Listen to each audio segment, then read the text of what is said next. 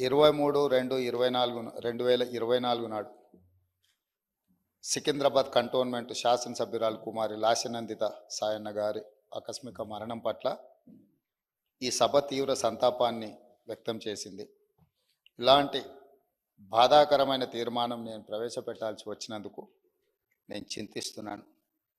కుమారి లాస్యనందిత నాన్నగారైన కీర్తిశేషులు సాయన్న గారు నాకు అత్యంత సన్నిహితులు, ఆప్తులు.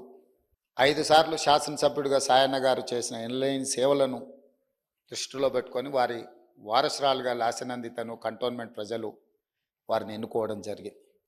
వాస్తవంగా ఆ కుటుంబము ప్రజలతో ఉన్న సత్సంబంధాలు కంటోన్మెంట్ ప్రాంతంలోనే కాకుండా జిహెచ్ఎంసి పరిధిలో ఎవరిని అడిగినా కూడా ఆ కుటుంబం యొక్క ప్రజలతోనే ఉన్న సత్సంబంధాలు, ప్రజా సమస్యల మీద వారు చేసిన ప్రయత్నాలు ఎవరైనా చెప్తారు. ఆ కంటోన్మెంట్ ప్రాంత ప్రజలకు న్యాయం జరుగుతుంది, మేలు జరుగుతుందని చెప్పి వారు పరితపించారు.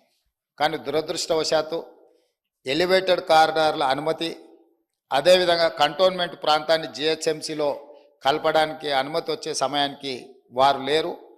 వారి వారసురాలుగా వచ్చిన లాస్యనందిత గారైనా ఆ సందర్భంలో ఉండి ఉంటే చాలా సంతోషపడి ఉండేవాళ్ళు. ఎందుకంటే సాయన్న గారి ప్రజలకు ఇచ్చిన మాట నెరవేరిందని.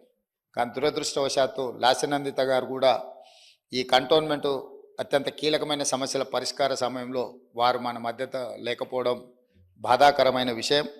ఏది ఏమైనా కంటోన్మెంట్ ప్రజల హృదయాలలో సాయన్న గారు కానీ, సాయన్న గారి కుమార్తె వారసురాలు లాస్యనందిత గారు కానీ శాశ్వతంగా ప్రజల హృదయాలలో నిలిచిపోతారు.